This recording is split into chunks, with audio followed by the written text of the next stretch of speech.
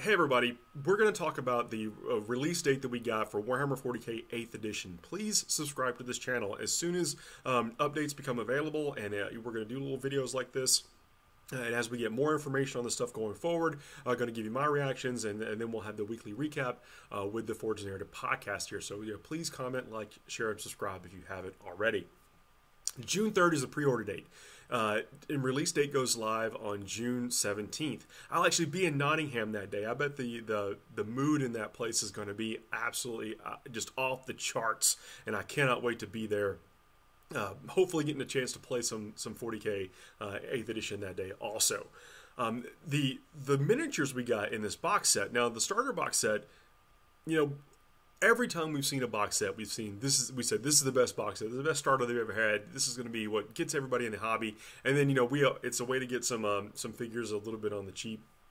So us longtime collectors, of course, buy several boxes and trade them out with our friends and stuff. It's just a great thing. It's a cool thing that we do, or the Games Workshop does for us. Of course, to get people into the game, but it's kind of like a little tip to us older gamers also. But there's all Primaris Marines in this new box set. I expected there to be only a handful of Primaris Marines and some of the normal Marines, but it is 23 or so Primaris Space Marines. And I haven't looked at all the documentation yet, but at least the stuff that's been online. Mostly there's a librarian with a power fist. I mean, I don't know, man, this stuff looks awesome.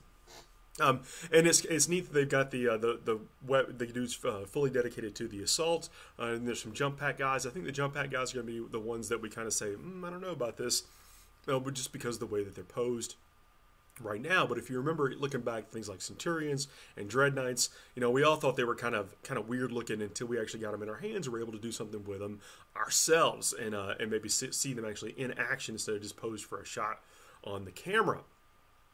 Over to the Death Guard side. The Death Guard, man. Now, I don't know if like Nurgle or Mortarion has to tie little bells to him so he doesn't sneak up on him or steal his cookies or something. I don't know what the purpose for all the bells are, but I love it. I think that's a really nice aesthetic for the army. And these figures are amazing. It's stuff. I mean, even back in the second edition single pose days for Death Guard, they have come such a long way. I've been a Death Guard fan since third edition myself. We were finally playing with the stuff that looks exactly like it did in our imagination. It's hard to believe that the technologies comes that far, and the talent of the people that Games Workshop has working for them for the sculpting is second to none.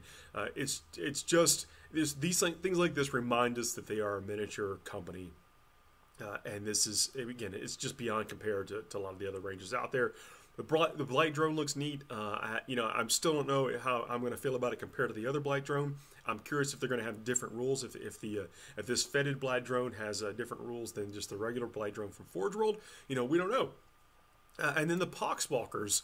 This was interesting. I thought they were just going to be a Nurgle cultist, but it's kind of cool. They're going to get their own entry, you would imagine. And I don't know if it's going to replace any cultists or zombies from what we have right now.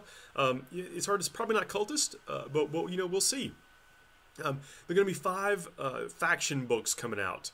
2 for the Imperium. One's going to have the Agents of the Imperium, Sisters of Battle. Oh, I didn't say Sisters of Battle. I don't think they're in there.